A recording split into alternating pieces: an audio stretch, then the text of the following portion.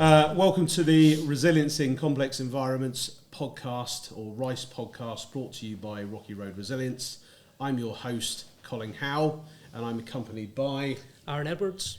On the show, we meet extraordinary people whose work takes them to the limits, physically and mentally, and often geographically. And today we're joined by Andy. Andy, introduce yourself. Well, thank you very much for the invitation. I understand this is your very first one, so thank you for inviting me down. Andy Dawling. Obviously, as we've been discussing, reminiscing. We toured together back in Kosovo in '99. But you know, I'm the son of someone who served in the Air Force. My dad did his whole term, with the Queen's flight, and worked through the sort of catering side of stuff. So that meant that I moved around a lot, which probably set me up perfectly to join the parachute brigade. Because by the time I was 15, it was time to leave school. Got asked to leave, and that was it. And joined up at 17, and did my whole 22 years, and now working in professional rugby. So what year did you join? 91. Okay. What was that like back then? I thought it was just the best. I mean, it was just a game, really. As I say, because I moved around a lot, expelled at school at 15, doing, as you can imagine, the sort of jobs I could pick up with a very low age and skill set. Joining, the artillery, September 91 at Woolwich, with a load of like-minded people. It's just a big game. It was incredible. Yeah. And you mentioned joining the artillery for the Watchers. What unit did you join? So I did my basic training at Woolwich, and my parent regiment was 16 Air Defence. However, I never actually got there. Volunteered for 7 Parachute Regiment, Royal Horse Artillery, and I went straight there after I finished my basic training in February 1992, and that's where I remained. Okay, and started playing rugby for them, which they're quite well known for. Yeah. Yeah. Tell us about that. What was that like, joining the regiment as a young man, and cutting your teeth and trying to get into the rugby team and all that sort of stuff? Yeah, well, I met, I didn't know at the time, but I met the captain, Martin Lewis.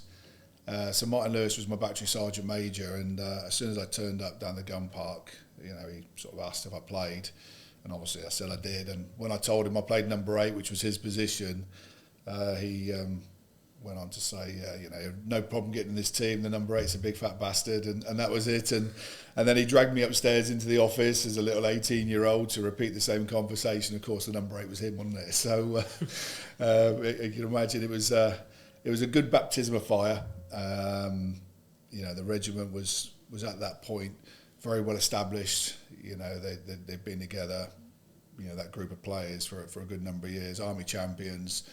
And I was there for maybe a month, and they were in the Army Cup final against Troops Hereford down at Aldershot, and I was just landed at the right place at the right time. Good, and I guess that's kind of been the grassroots of your sort of rugby career, or were you playing before at a reasonable level at school, college, that sort of thing? Yeah, as I say, I moved around with my dad, so I played junior rugby.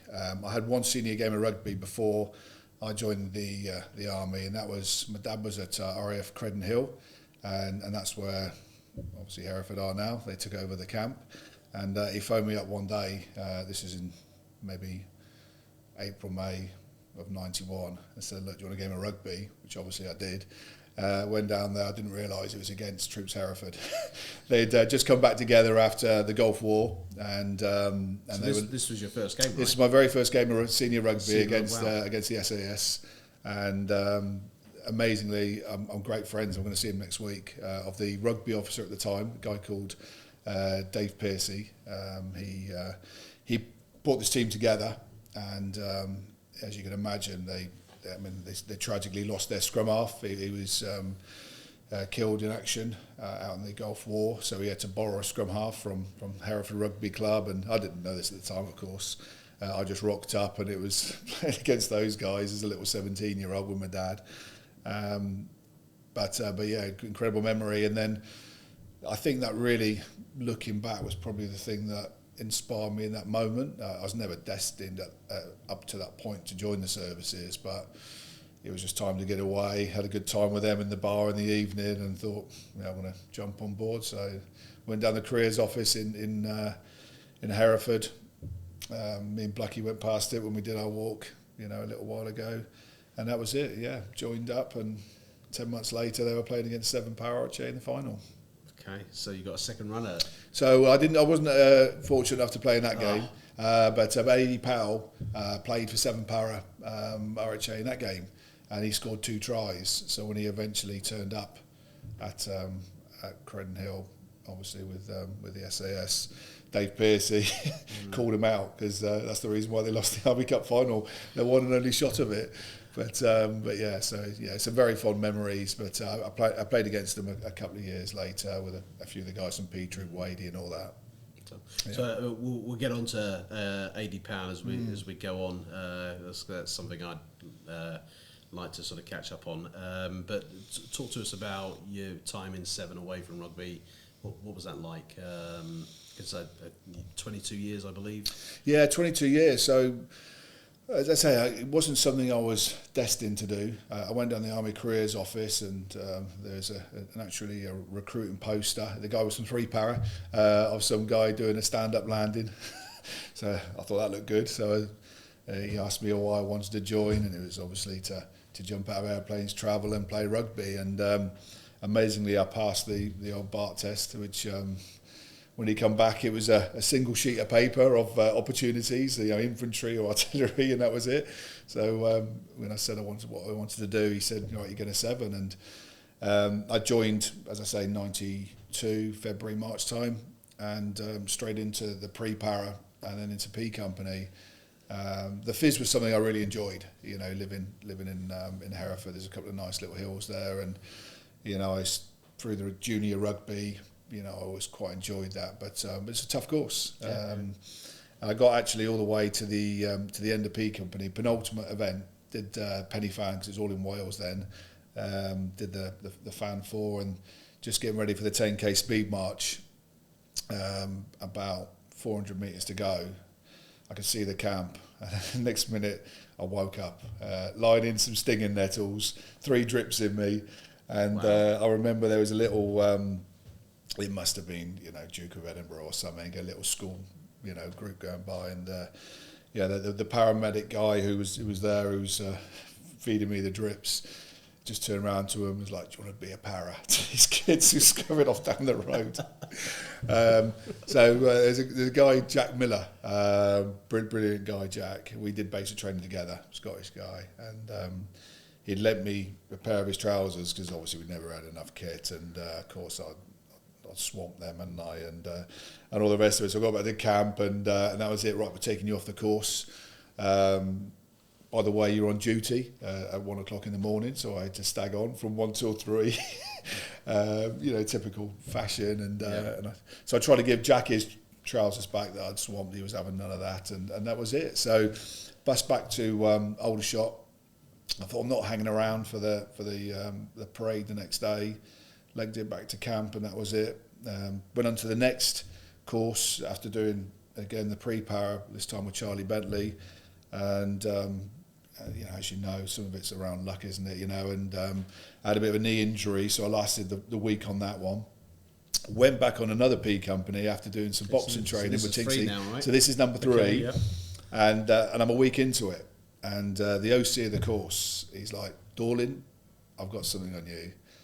And it's like, "Come on, what have you got?" And he wouldn't tell me. So the following week, they introduced some swimming to the P Company. We just had to do like this is the in out the pool. Yeah.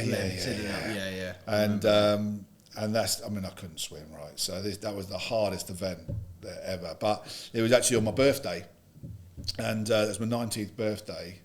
So we caught the bus back, and I said to the OC again, I said, "Come on." I sat with Charlie. I said, "What have you got on me?" And he says, "Right, because it's your birthday," he says, "you've already passed the course." And I was like, Yeah, okay. So it was the day before test week started, and obviously I didn't believe him. And that was it. Went and did test week and managed to get through okay. And at the end, they changed the process from the old stand-up fail to marching into his office. Okay. I think they were doing some work in the theatre or something. So I marched in there and he confirmed it, well done, on your attitude. I'd passed it the first time, but I hadn't hung around long enough because I only had one event to go. Fucked off back to camp, and that was it. Didn't get told, and went back on the third course and passed it again. So yeah, passed P company twice. It's quite a lot of wear and tear, isn't it? It's I was 3 attempts. It is a lot to put yourself through. I look back and I feel that I was really, really lucky on the third one because the way that the course is loaded up, I didn't do a pre-para. Right. Because as you said, the wear and tear. So actually, doing those other 2 courses, having effectively 2 weeks off, I got the, time to recover properly, and I didn't have the load of the 3 weeks before that, and it was a different game then. I was a bit fresher than some of the other guys, but yeah, it's tough, isn't it? So what was your moving on from that? What was your first big sort of tour, if you like, or operational sort of deployment? So I think, other than the standard America, Kenya, those. Yeah, so we did Purple Star and all that, and and then did one in France, an exercise down there. They're always pretty emotional things. I changed. I moved over from being a gun number to OPs then, and it was brilliant. I mean, there was some incredible guys in the regiment at the time. Learnt so much. So yeah. So for the people watching this, they might not understand guns and OPs. So your job on the guns, what was that exactly? So yeah, just being as a gunner, it's just the basic, sort of a number on the gun would do a multiple of roles, or either you're loading the gun, or you're ramming the ammunition into it, or you're loading, or you're carrying all the shells around. So just the manual work, let's say, and you'd be underneath, maybe a bombardier who would actually be firing the gun, and actually directing it into the right area. Far more responsible than that. So a wheelman, I think, was my first job. So I had to take the wheel off, and someone else rotated it, and I put the wheel back on and ram the shells. So highly skilled. We get drilled in that, as you know, and very, very efficient, and paid dividends when I went out to Iraq. Sort of 10 years later. But yeah, it's great sort of team ethos. And everything else, but by that time there, I really enjoyed the soldiering, and get an opportunity to work in the observation post area. So you went from guns over to OPs, Yeah. And for the people watching this, OPs is kind of like a forward observation. So you're marking targets and then calling that back via radio to ultimately get artillery fire onto a spot location that you've highlighted. That's it. And then it's a just fire, isn't it, and all that sort of good stuff. Yeah. How was that? Because that's very different from the operations of artillery guns. Yeah. So for me, again, I didn't have a huge amount of responsibility at that time. When you're the new guy in there, you just carry all the kit predominantly, and you're the signal man. So you're just doing the work for other people, really, just to help facilitate the team. So the fitness side of things is something that I really sort of thrived in. So from that aspect, it was great, and working in the smaller teams with some incredible soldiers. My development just went through the roof, really.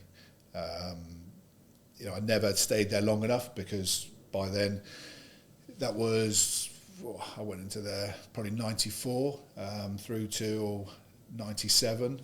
Okay. 97 I went to Bosnia with G Battery. By then it was very much just the peacekeeping side of things. So it wasn't a very active tour. We're just sort of doing a few road moves and heli moves, just showing a presence, really. It was really on a wind down then, and by the time I come back, the rugby then rugby had gone professional in '95, and I was sort of at the point where I had the opportunity to go and be sort of semi-pro. So Newbury offered me some money to go and play for them, and it wasn't too far away. And the regiment, being very, very keen on their rugby and very keen to support me on that journey, I moved into the officers' mess under Chris Woods as a deputy mess manager. So again, a bit of a different, maybe a bit more in line with my dad's sort of. So it's quite a bit, isn't it, Aaron? You've gone from young guy into guns, then moved across to OPs after doing pre-power P company, and then getting the Bosnia tour in, where you've got into ultimately peacekeeping or policing, and then coming back, and then it's a little bit more relaxed, but focusing on the rugby and then you've got the professional side of things, or semi-professional at the time, kicking in. So the regiment and the army generally quite supportive. I was in a very blessed position. I mean, in and out of the exercises, would come back, and the regiment, the way it was lined up, it was tough, because you had to go down there and do your training, sort of twice a day, and then expected to perform down the gun park, and the standards were very high. So, that was great in terms of personal development. But the regiment, because of that journey, the way that, I mean, I'd been there for 5 years, won the Army Cup 4 times, so it was very much cemented in the regiment, sort of ethos, if you like. The whole regiment got behind it, the team. So, for me to go and, carry on with that, I'd broken into the Army senior team by then. Played combined services as well. We had the inaugural game against the Barbarians, so sort of playing that, and then sort of saying, look, I've got an opportunity to sort of pursue this a little bit. It was quiet then. We didn't have many tours other than Bosnia, Northern Ireland. I think F Battery had been there in the early 90s, and that was it. So Cyprus tour, there wasn't a huge amount of of operational tours going. So I could be lost in the system, let's say, a little bit more easily than probably the guys are now. So before we get massively onto the tours, the rugby side of things, I guess from 99, 2003, 4, that probably changed for you, because you probably had access to playing, or time for playing rugby within the bubble of the army. But then you have all these operational requirements, early 2000s, which just probably took all that away, I'm guessing. What was that like? Yeah, so it wasn't quite like that. So after I left Newbury, so this is now, so that was 97, 98 season, we played against Gloucester as a pre-season game, and then the Army played against them as well. And they said they were quite keen to sign me. So the opportunity to go and play for one of my childhood, clubs, as I said, living in RAF, Hereford, Credon Hill. I played for a team in the Forest, Berry Hill. So Gloucester was the team. So the CO, my battery commander, so the commanding officer of the regiment, they're like, yeah, no problems. You can have the year off. Go and pursue it. All we ask is you fly the flag of the regiment, you come back and play for the regiment, carry on playing for the army, and we'll monitor, see how you do. As you know, Kosovo summer pre-season of 99, and that really sort of changed things for me, because it was a tough tour. The sort of job I was doing there, I was the recce driver for. Staff Sergeant, I think he was then, Kelly, Ned Kelly, amazing guy. But he was a busy man, and when I got back from there, I went and played rugby again, but then the body broke down. And, looking back to that Kosovo tour, there was probably a lot of stuff that I didn't probably deal with at the time that had potentially stores up in the body. And I got told I'd never play rugby again. This was in the November in '99. Again, playing for the combined services against the Barbarians, and the back went. Did a stint at Headley Court. Headley Court again was still very quiet, and they gave me the good news. But I wasn't prepared to listen to that. I think that rugby, it's not a cliche for me. It was the truth. It sort of saved me. Being able to apply all my focus and effort into that, and the regiment again continued to support me on that journey, and it was double-edged in the sense that I had all this autonomy around my own time, which is very, very unique, but at the same token probably I could have done with a little bit of support, and that's in hindsight, of course. And then we did Iraq in 2003, like Kosovo, some of the first guys to cross the border there. A totally different operation, and then fast forward again, we got into the Afghan stuff. So it's pretty hectic time. But yeah, so it wasn't sort of one or the other. It was really just a case of using sport to keep me going. Really, it was tough. Okay, yeah. And during the jump in, Aaron, but during the sort of Afghan sort of Iraq era, which club were you actually playing for at the time, outside of the army? Yeah, so. And how were they about sort of releasing you? Yeah. It's probably worth just a little quick sort of recap. So when I was out in Kosovo, so there was when I come back, I joined Coventry, and then, as I said, the body broke down. So I spent 5 months, 3 months of that I couldn't walk. Wow. And then I was so lucky. Howard Graham, his wife at the time, Angie, she was actually at Headley Court, and a guy called Gareth Thomas, who became the head physio for the Army Sevens team. They were both there, and because it was such a quiet place, I was afforded the opportunity to come in and for them to treat me virtually full time. And also at that point where the regiment had given me that, there's no other commitment than just me looking after myself. And the head coach of the Army team said, look, if you get yourself fit for the game before the Army Navy, then I'll give you that game. And if you go all right, then I'll consider you for the Army Navy, because I wasn't going to be fit for the Air Force game. And we just got to that point, and then he changed his mind. So it wasn't my proudest moment. I mean, he was a serving lieutenant colonel at the time, and I called him out. All my focus had been on that, and I was extremely angry and frustrated. And then the oddest thing happened. A good friend of mine, Lee Woodhouse, who's an SF pilot, helicopter pilot. He actually, who was wearing the jersey, broke his leg, and it was like, right, you can play this game now. So I didn't need to have a second opportunity. I had the game and then played Army Navy. But the reason why it was incredible, really, because then the following year I was serving a ban, and I'll come back onto that in a minute. And Woody got called in for me, so he got his Army Navy game the year after in 2001. Okay. Obviously his leg was a lot better then. Wow.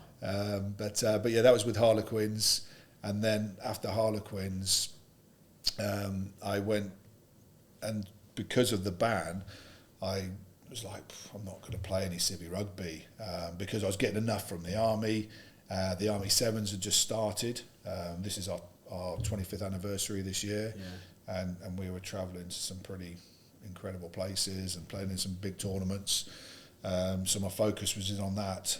But then my close friend Jim Kelly phoned me up. His dad was ex-3 para, Mount Longdon and all the rest of it. And he was like, look, do you want to go to Bracknell? And they were in the championship then, so one down from the Premiership. And I was like, nah, not keen. He said, look, you've only got to turn up twice a week and I'm going to give you a bag of money. And I'm like, okay then.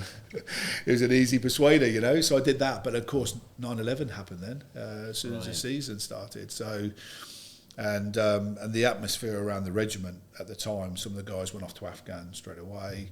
and obviously all the rumours were always there that we were going to go to Iraq. Once they sort of opened up the axis of evil, you know, and I think it's probably the March '92 or something, you know, and the rumours had started by then. So I was like, look, I'm not going to play any civvy rugby, you know, because I wanted to embed myself back in the regiment. I felt I really needed that, and so there's a real sense of loyalty to the regiment at this stage, not necessarily the draw to just rugby. Yeah, and I think that in fairness, the regiment allowed us to still go. So Lee Soper and Rory both went and played their clubs. I could have done the same, and they were no less loyal than me. The difference being that for me, I sort of needed it because I was struggling a little bit mentally, to be honest. And so this is reflecting back to Kosovo. Yeah. So you know, and being around the lads was instrumental to me, really.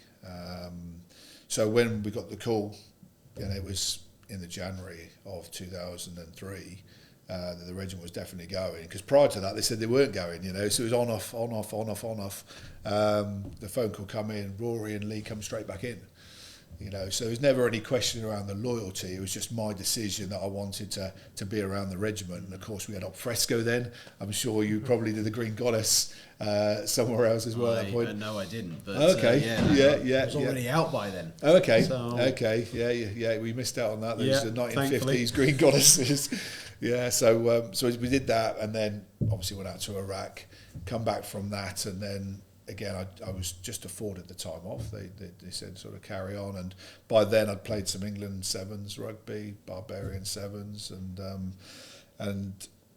I was just fully embedding myself in that, and then the back broke down again in 2005. Same issue? Yeah. And as I say, I look back now, and there's a lot of research around it, you know, trauma trapped in your body, lower back, you know, it's, you know, you can't, you know, it's okay looking back in hindsight and say it's probably that. Who knows? You know, I put my body through a lot, and but I suspect that probably had a huge part to play in it, and then ended up going through the process of, right, again, I was struggling to walk. You needed surgery. They're talking about fusions and all sorts of stuff. And then, you know, you get the right, we're going to medically discharge you, but we'll give this one last go. And of course, the regiment had done a couple of cycles of Afghanistan then. And the pull for me to just get back involved with the regiment and the lads and get walking again. So I took the fusion, a choice with the operation, and thankfully for me it was okay. And you talk about getting back with the lads. It seems like quite a big thing for you. It's like, you know, want to get back around the army friends, kind of to deal with, I'm guessing, the mental side of things. You know, because you reflect back to Kosovo, of course, and you know, obviously there's probably things there that you want to share, but it seems like the draw of being around that rather than sport is probably a little bit odd for probably some of the people watching this, I'm sure. Yeah, no, it you know, the friends and the, you know, the friendship, the bonds that you form in the military. For me, I've got so many great friends from civilian rugby, Jim Kelly being one of them.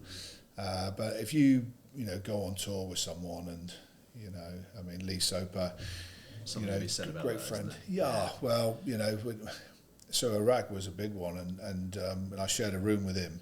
You know, when he's saying goodbye to his wife and kids, you know, and we're told that there's weapons of mass destruction, you're not coming back. That's a very different thing, like, you know, and going through that with people and looking them in the eyes and you know, taking that walk with them, you know, it's very difficult to replicate. And the thing now, it's so easy to talk about it and look back. At the time, it's all mere bravado, you know, and all the rest of it, but you feed off it with each other, and that's desperately what I needed. As I said, the regiment, you know, I mean, imagine that, giving someone 10 years, and that's what it was about.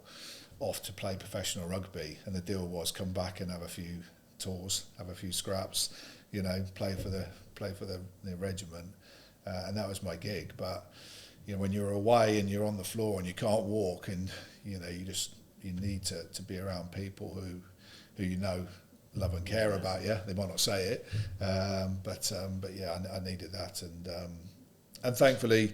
I mean, Afghan, I had to go through so many hurdles. I mean, they stuck me on a year's full of courses because they said, look, we can't send you because I was medically downgraded permanently. But, you know, we'll get you through a bombardier leadership course. We'll get you through a few other different bits and pieces, you know, all sorts of courses. And then if we get you up there, then we'll let you go, but you're not going out the wire. So my Afghan was the worst decision ever, but it felt like it was the right decision at the time, because being trapped in Bastion, you know, doing the job that I was doing there, you know, the firing of the guns, repatriating all the bodies, it was a tough tour for the people on the ground, horrendous, you know. So sitting there reflecting, you know, being in your own little bubble in Bastion while all this is going on, probably didn't help me too much, no. But that was not the thought that got me there. When you said your body had broken down the first time, and you were told you would never play rugby again, what I'm really interested in, I think our audience would be interested in knowing, is how you managed to bounce back, because we're here to ask you about resilience, which may be mental or physical. And so, are there any lessons that you picked up during that period in your life that you would like to share? Yeah, and it is massively on reflection. I started this, I had a complete breakdown about 2 years ago, and it was around chronic PTSD, and I did a walk around Wales, and I had a lot of lads joining me for this walk, and we just got talking around stuff, and working with Saracens at that point, they use the wolf as their sort of metaphor, you know, for quite a few different things, you know, the strength of the pack, and you know, and the strength of the wolf as the pack, and that philosophy really sort of resonated with me, but more so around the sort of the two wolf sort of story. You know, inside you there's this idea there's two wolves, you know, the angry one and the peaceful one, and you question around, you know, what sort of got me there. And as I said, this is all on reflection. The whole sort of my earlier life, I guess, you know, having some genuine challenges there, joining the military. I mean, the parachute brigade was tough, you know, really tough, and you have to lean into that more aggressive wolf all the time, and there's no backward step, and that's the mentality. You're either on the bus or you're off the bus, and if you want to be part of this group, you know, this parachute brigade, this awesome organisation, that you have to make sacrifices, and you know, you have to come to terms with pain, you know, your own well-being, and that's in the ethos. You know, everything's more important than you, the mission, your comrades, and you accept that, and you know the history of the brigade. It's not that old a brigade. You know, you just got to look back to the Second World War and the sacrifices those guys made, and it's inferred, you know, around everything you do. But actually being in that sort of environment for such a long time, and with the rugby, you just learn to just keep putting one foot in front of the other. So I led into just that aggression, really. I'm just fucking not going to take this. I'm just going to get on and do it. And it got me through. And this is where now actually with Saracens, it's incredible, because you get a totally different idea of how to get to elite, and that's around more the caring side of the wolf, you know. So they lean a lot into the community, because they try and replicate those relationships, you know, you have in the military, those tight bonds. So it's getting to know people, you know, getting to want to go the extra yard, and then when you go training, you lean into that tough wolf. So it's really about having the balance between the two, where for us in the military, it's just, at the time, it was just leaning into one and just, you know, going through, and it gets you through. I get the impression that you're quite self-aware in terms of your own coaching now, that you can lean in on your own experiences from the past of the military, but how that meets with the civilian world, of course, is very different, and people respond very differently today. New generations of different ways of going about recovering from an injury. Do you see much difference then in terms of how people approach their own will to succeed in terms of rugby or sport generally? Yeah, no, I really do. But I think I was so blessed. So in 2013, when I got out, incredibly, I started working at a little independent school, and I did that for 10 years. The job came up for Saracens after I was there for 3 or 4 years, and I jumped on board with that as well. So I had 2 full-time jobs, which is typical for guys in the military. You just keep going, don't you? And it drowns out the noise. You haven't got to think too much. So I got a great understanding, because the job at Saracens at the time was running the junior pathway, of the evolving, younger generation. And I think I've got an 18-year-old son, so I've got a great case study there.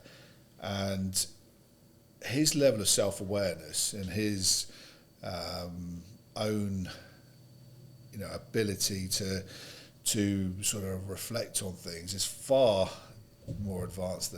I'm doing it at 50 years old now, right? He's doing it at 14, 15, 16. So it does come with a challenge that sometimes I think that if you think too much, especially at that age, that you can lose a little bit of confidence, because, how does that rocky road look, and I think my experience is that for the right reasons, especially on the pathway, a lot of parents will put a lot of padding around kids, so they're not helping them to have these minor setbacks. But I think if you can navigate through that, put them in the right direction, then you've got far better potential, because they're leaning into everything. And I look at, with Saracens, there's the 3 England captains there. 2 of them capped the British Lions in the last tour. So you've got Jamie George, Owen Farrell and Maritoji. And Maritoji's just a different specimen. His level of self-awareness, as a young man, he's 29, 30. But I see him going through the stuff that we went through with P Company and stuff, where, after one game, he came into the change rooms afterwards, spoke to all the players as the captain, and then he just collapsed in the chair. He couldn't have given any more. And it's a rare thing to see people to take themselves to that point. But he's got total control over his body, over his mind. And I think that can come from, carrying on and having lessons along the way and learning from them. So, yeah, it's very different. And I think that is the danger of the younger generation, if there's too much padding and too much taken away for them to learn their own lessons. That's just my personal opinion on it. But I think their level of self-awareness, my son, he chases me. We're fighting it off in the gym at the moment, and that's the thing. We've got a showdown on my birthday, and he's 18 years old, and he's done me, isn't he? So it's hard. I've got to train twice a day at the moment to try and get there, and that's the thing. With all the right science, he's far more intelligent than I am, and an 18-year-old lad, and I'm extremely proud of him. So it's just not putting too much around them, I think, in terms of taking away that pressure, letting them learn, let them have those little mistakes. Brilliant. I really want to get on this on a personal note. Because I think this is a reflection of who you are and what you've already discussed. But your efforts around the £80 memorial, would love for the viewers of this to give you the time and the slot to kind of talk about that and who AD was and go through that. And then how the Wolfpack came about, because you've talked briefly about the walk. I know this is something that you're sort of pushing now and hoping to grow and support veterans.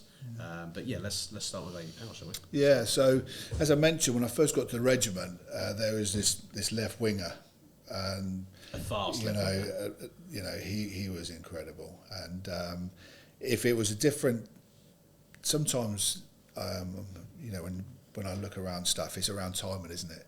if he'd have been 10 years later, he would have been professional down at Gloucester. He'd have played for England. I mean, he was, just different level. And so the first time I saw him was in the 80 Powell. It was in the 7 Power RHA versus Troops Hereford Cup final, 1992 in Aldershot. Scored 2 tries. So that was it. 7 Power beat the SAS. And then I did a few exercises with AD because we were quite close with P Troop at the time, and then disappeared off. He went on to do 148 stuff, special OPs, and then went to the SAS and passed with Brad Tinian. They sort of followed each other. Brad was also in 7 Power. I think he was OPs, and they went to 148 together, and then to the SAS together. And I got in 2000, after I managed to get it back to play in the Army-Navy game. I don't even know how I got the invitation, but I got invited to go down to the SAS camp to play in it was the Paddy Mayne Cup. Sorry, not the Paddy Mayne Cup, it was the Ginge Collins Cup. That preceded the Paddy Mayne Cup, sorry. And it was the very first one. Of course, AD was playing in it. And so I was there, as I said, blagged my way on camp, and then suddenly caught up with AD and spent the night on the beers with him. And so that was June. It was mid-June 2000, and then 2 months later he was at Mount Kenya and coming back from there, and unfortunately was in an RTA, and tragically him and a sergeant, wall engineer, SAS, both got killed. Even sort of to compound that, Brad was his coffin bearer. John Denwood and a few of the other guys obviously knew him all from the regiment. They went down and helped. You had the regiment and 148 guys, right? Yeah, that's it. Yeah.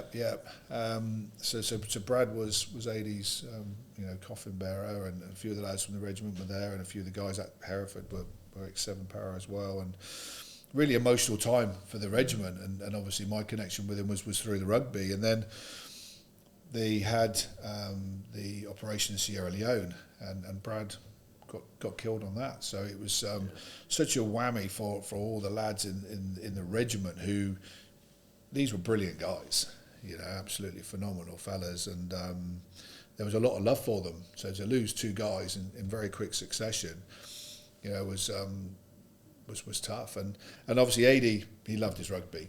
Being a Welsh guy, Cardiff boy, obviously played with him, played against him. It seemed like a natural thing. So I got together with John Denwood and a few of the other guys, and managed to blag some sponsorship. And we started in Aldershot. We did a couple of games there. Lee Woodhouse turned up in his helicopter with a few of the lads, as you do, to play the game of rugby. So we did a few of them, did a few down at the Stoop, where Harlequins play. Great events. And then with the Army-Navy being at Twickenham, there was a rugby pitch straight opposite of Richmond College, and you'll probably remember that. The lads used to turn up with their backpacks and their beer and just camp out, and the rugby was just a thing that went on. But it was around 80 Power. His family would come down, and all the regiments would join up. 7 Power, 2-9, and the SAS guys would all join up just to celebrate Eddie's life and spend some great time together. So I did that for, with the support of the regiments and other people, for about 10, 12 years. And then by getting out the army, it's just very difficult then. The pitch had been sold off, and they put a lot of buildings on it. I couldn't afford Harlequins there after 20 grand to actually host it there, which is the right money, it's a brilliant stadium, but it just got out of the reach. So it was probably at that point the right time, having 12, 13, 14 years after AD had tragically been killed, for it to go. But no, being the 25th anniversary this year, I organised a 25th anniversary, and where I'd lost contact with the guys in Hereford, what I didn't realise is they were doing exactly the same game. So I had to sabotage my own game, because obviously the lads couldn't do back-to-back weekends. So we got a load of the old boys out for mine, and it was actually just a good old run around. We camped out and, you know, had a few beers. Very low level affair over at old Albanians Rugby Club, which is where Saracens train. And then the following week they did the game, the Paddy Main down in Hereford as a memorial for Adi and Brad. I mean, it's great to see you doing that after such a long time. And then the Wolfpack has kind of been a new thing that you've introduced. You talked about going out for this walk, inviting veterans to come and join. Yeah. First year was last year? So it was 2 years ago, 2 years, but no, thank you for bringing that up. So it's as I said, I crashed basically, and this is all on reflection, and I can say, you know, it's been a really interesting journey. I was going to just go, and the rugby officer from Hereford, Dave Piercy, I spoke to him and just said, look, mate, my head's gone. I'm just giving up Saracens, giving up the school. I'm just going. And he went, no, you're fucking not. I was like, all right, Dave. You know, he's a major, you know, in the regiment, and a guy I hugely respected. So I sort of pondered it and went back with my tail between my legs and said, look, I'm gonna do a walk around the perimeter of Wales, and he was like, yep, you can do that. And it was the right thing. You know, he was the one who sort of guided me to go and get myself checked out and helped me through the first sort of months. Big step. It's a big step. It was a huge step, and I was, you know, the question earlier on, you know, what sort of gets you through it. I was just head down. I was going, but amazingly, Lee Soper just gave up his first week's work. He knew what I was doing. He says, you know, I'm coming with you. He didn't want to walk, but I'll be your support vehicle. I was like, wow, this is interesting. So he'd drop me off in the morning. I'd smash out, you know, 20 or 30 miles in a day, and they'd be at the end of the day and have some food, and that'd be it, and we'd go the next day. And then another great friend, Zane Badham, because Lee could only do the first week, he was like, right, I'm going to give up work as well. This is the whole regiment coming out and supporting the journey ultimately. Incredible. So I went up Offa's Dyke. So the time I got to the top of Offa's Dyke, it took about 5 days, I think, to get there. Lee had to go, and then Zane jumped on board, and it took 35 days to do the 1,100 miles around the perimeter of Wales. But Zane just gave up work for a month, and this is what I mean around the friendships you have in the military. He's like, mate, you know, you're obviously a little bit wobbly on your legs, like, you know, just because the way, you know, the brain was at the time, you know, the brain fog and everything else, and amazing, so lucky. So it was like, right, a few of the lads wanted to join, so then it's like, well, we've got to communicate, and that's how we come up with the Wolfpack pilgrimage, and the idea being around their collectiveness, you know, being lone wolves, but getting as a pack, the Wolfpack, and the pilgrimage just being the thing. And you know, it's people will you know, go on a pilgrimage for different reasons, and you know, it's some people joined, you know, just for themselves. I know it was, and it was just being part of something, and that got me really curious, and this is where I was able to then, when I got back, go and do the therapy side of stuff, and it was directly related to Kosovo. So the big thing for me, I guess, well, there's a couple of things. You know, the mass graves was something in Kosovo, and we all experienced that, but it was about a week into it, so just 2 weeks after leaving Gloucester, and being the recce driver, we were up there and we bumped into a few engineers, and we wanted to move the guns forward. So the only area that was clear was a school. Only turns out there's a lot of American or British bombers all over there. So 2 Royal Engineers were there, and they moved them, and tragically it went off. And the officer, a guy called Gareth Evans, he was vaporised.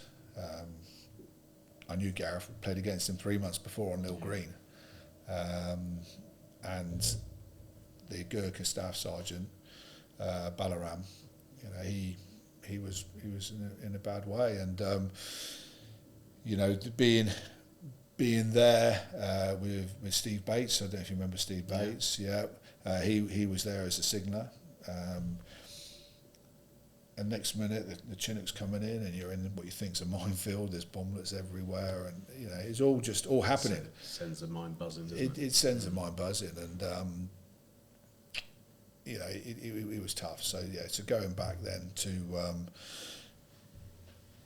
the camp, you know, I got a compassionate call home and all the rest of it. I just wasn't myself, you know. But then you don't have any options. 3 days later, you're at the airport with the Russians, right?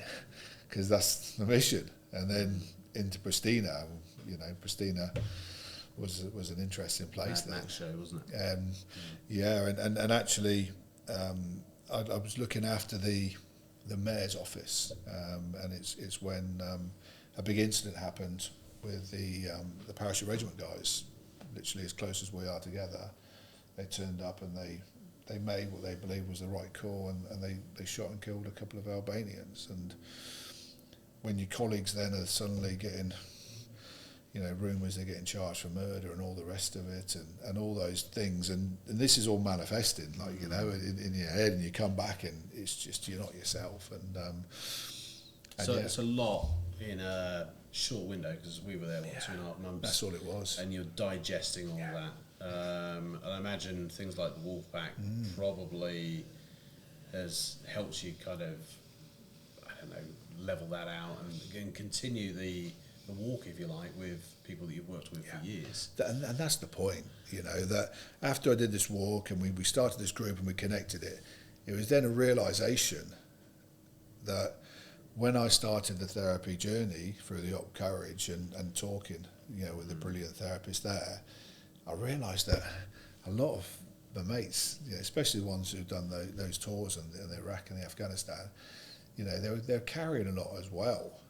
So we've been a little bit more active in joining up, and it's just a safe space for our sort of community, just to go out, have a walk, you know, tab it out and just, you know, talk it through, because 10, 20, 15, you know, years or whatever it is down the line, 25 years down the line or whatever, you know, it's a different place. And you know, when you look back, you know, for me, 20 odd years of suppression, call out, you know, for these lads, I can see that now in other people, so helping them on that journey. I think it's nice because there's a, you know, you've gone into the army, which has helped you almost form a rugby career and learn about that team cohesion and coaching, which is something that's been a big part of your life. And now you're at the other side of it, you talk about the Wolfpack and, you know, almost learning from rugby, if you like, and the processes that you have with Saracens now, and you're embedding that back and giving that back to the army fundamentally, and I think that's wonderful. No, thank you. Yeah, I mean, the Wolfpack, fascinating for me. I think it's brilliant. You know, obviously something that's going to continue. Yeah, no, very much so. And I've got to realise that, you know, when you say, look, come on, let's go smash out 30 miles as I did with Blucky, but that doesn't appeal to everyone. So it's actually doing a few more little drop-ins. So we're doing a little bit more of that now, you know, and I'm going down to see Martin Lacey soon. He's got a Marine mate, a guy who used to be in the Royal Marines, who loves his outdoor cooking, so if you like your sting and nettle soup, he's your man. I'm coming on that walk. Yeah, so that's it. You know, we'll just go pick some blueberries and that lot, and make some soup, and you know, a bit of airborne stew, and it's just around having those safe spaces, just to connect with, you know, our sort of community, you know, and yeah, have those conversations. Love that. So, Andy, appreciate. Thank you, mate. Always a pleasure. Thank you very much. Great to see you. Thanks, Andy. Thank you, mate. Thanks a lot. So, yeah. how was that?